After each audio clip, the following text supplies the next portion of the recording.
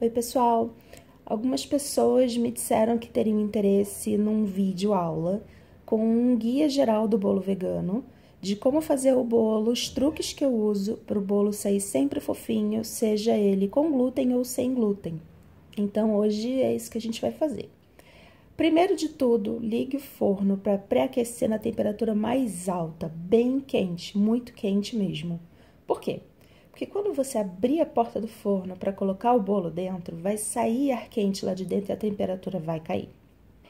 Segunda parte, bata os líquidos no liquidificador para que eles fiquem incorporados, tá? Nesse momento, você pode determinar o sabor do bolo. Você pode bater cenouras ou bananas, ou baunilha, ou cacau em pó. Você pode substituir o leite de coco por suco de laranja. É nesse momento que você vai escolher o sabor do seu bolo. O glúten. O que é glúten?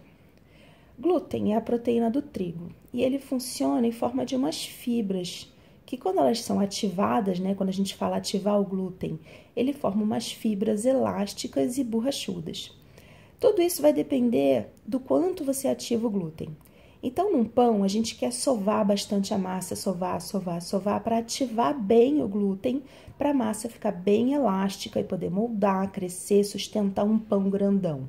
Num bolo, a gente não quer ativar o glúten de jeito nenhum, senão a massa fica borrachuda e é o que a gente chama de bolo solado. Sendo assim, quando você for fazer o bolo, você coloca os líquidos que você bateu no liquidificador na tigela da batedeira, coloca os secos todos de uma vez na tigela da batedeira, não coloca aos poucos, e liga a batedeira na menor velocidade que você tiver, bate muito pouco, só o tanto de misturar, tem que ser muito pouco, só alguns segundos, tá? Se você misturar demais, vai ativar o glúten do trigo e o bolo vai solar. Dá para fazer na mão? Dá, você só respeita essa mesma regrinha, vai envolvendo os secos nos líquidos com delicadeza até estar envolvido e homogeneizado, mas não mistura vigorosamente, tá? Se for um bolo sem glúten, aí é diferente, porque não tem esse problema, né, de ativar o glúten. A primeira coisa que eu aprendi quando se trata de pão e bolo sem glúten é que você precisa usar um mix de farinhas sem glúten diferente. Então, não adianta pegar uma receita de bolo com farinha de trigo, substituir o trigo por farinha de arroz e achar que isso vai dar certo. Não vai dar certo. As farinhas sem glúten, elas são diferentes e vão fazer funções diferentes que se complementam para todas juntas fazerem a função que o trigo e o glúten fazem sozinhos. Então, existem vários mixes diferentes, cada pessoa tem um jeito de fazer, tem até pacotes já à venda de mix para bolo, sem glúten, enfim. Depois de alguns testes, eu cheguei no meu mix favorito, que tem dado certo em todas as minhas receitas. A proporção é de 2/5 de farinha de arroz integral, 2/5 de farinha de trigo sarraceno, 1/5 de polvilho doce para dar liga na massa e ele não esfarelar, e 2 colheres de chá de goma xantana para ajudar a prender as bolhas de ar dentro da massa, que é isso que faz o bolo ser fofinho, são aquelas bolhas de ar dentro da massa, o nome disso é alvéolo. E por que eu uso a farinha de arroz integral e a farinha de trigo sarraceno? Por que eu não escolho só uma das duas? A farinha de arroz integral, ela tem um sabor bem suave, então é sempre a primeira coisa que a gente pensa quando pensa em fazer algo sem glúten. O problema é que o grão dela é bem fininho. A farinha de trigo sarraceno tem grãos maiores, mas ela tem um sabor mais marcante. O que interessa em relação ao tamanho dos grãos, né? Experimente pegar um pote de vidro e colocar areia dentro. Os grãos são pequenininhos da areia, então eles vão conseguir se acomodar bem arrumadinhos um do lado do outro e compactar, concorda? Então isso corresponde a um bolo feito só com farinha de arroz. É um bolo duro, é um bolo que não tem espacinhos no meio cheios de ar para dar maciez. Agora você imagina o mesmo pote de vidro e você enche de pedrinhas. Você nota que as pedras são maiores, elas não conseguem se arrumar tão bonitinhas uma do lado da outra e fica um bocado de espaço vazio.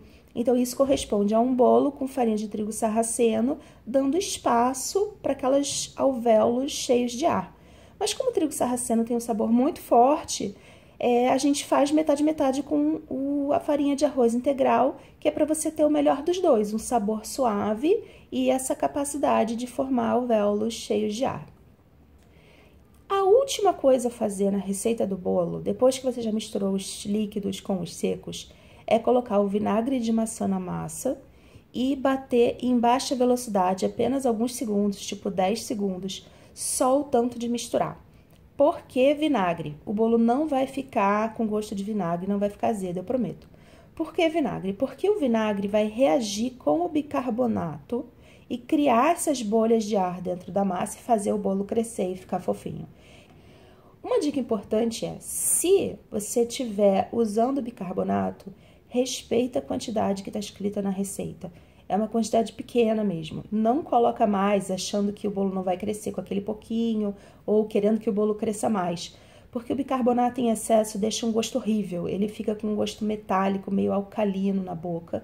E só aquele pouquinho mesmo já funciona. E da mesma forma, se você pegar um bolo que pede fermento e você só tiver bicarbonato, usa tipo 1/3 da quantidade pedida de fermento. Outra, sobre a forma, unta a forma só com óleo, não enfarinha a forma. A minha avó conseguia fazer bolo untando e enfarinhando, mas tipo, a minha avó conseguia fazer muitas coisas.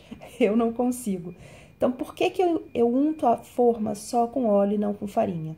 Porque o óleo desliza e a farinha segura. A gente quer que o bolo tenha facilidade para deslizar e subir e crescer encostado na parede da forma.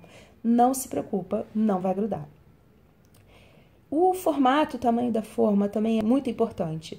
Eu costumo dizer nas minhas receitas qual é o tamanho da forma que eu estou usando, mas nem todo mundo tem esse cuidado. Se você usar uma forma grande demais para a quantidade de massa, a massa vai ficar toda no fundo da forma e vai virar um bolo baixinho, que não é o que a gente quer um bolo alto e bem fofo.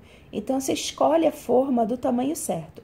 Para as receitas com até 2 xícaras de farinha de trigo, por exemplo, eu recomendo uma forma de 18 centímetros com furo no meio. Os bolos menores e com o furo no meio são os mais fáceis de acertar, porque o furo no meio ajuda a distribuição do calor para que a massa cozinhe toda por igual. Receitas maiores que você faz em tabuleiro ou em formas grandes, você precisa ter mais cuidado, que é para a massa não ficar crua no meio. Coloca a massa na forma, bota a forma no forno e só aí você ajusta o forno para 180 graus. Lembra que até agora ele estava pré-aquecendo naquela máxima temperatura. Agora você ajusta o forno para 180 graus e não abre o forno antes de 30 minutos, nem por um decreto. Se você abrir o forno antes da hora, você pode entrar um golpe de ar frio lá dentro e fazer o bolo afundar. Então, espera 30 minutos antes de abrir a porta. Quando der esse tempo, você abre e faz o teste do palito. Sempre faça o teste do palito antes de tirar o bolo, mesmo que você tenha deixado o tempo bonitinho e exato que está escrito na receita. Por quê? Porque os fornos são diferentes. Os dias podem ser mais úmidos ou menos úmidos e tudo pode afetar o bolo. Então, faz o teste do palito, que é para não ter dúvida. Enfim, esses são todos os meus truques que eu uso sempre para fazer bolos sempre altos e fofinhos. Naturalmente que existem 1000 maneiras de se fazer bolo fofinho, pessoas fazem bolos de formas muito diferentes, mas essa é a forma, conjunto de regrinhas que eu uso, que foram formuladas com a experiência que eu tive de testar, errar, refazer, perder muito bolo. Eu solei uma dúzia de bolos até aprender e formular esse conjunto de regrinhas. E hoje os meus bolos veganos são todos infalíveis. Todos os que eu faço saem do forno lindos e cheirosos, porque eu sempre respeito essas regrinhas. Então, bons bolos para vocês. Se tiverem mais alguma dúvida, pode perguntar aí nos comentários que eu vou amar trocar ideia. Beijo!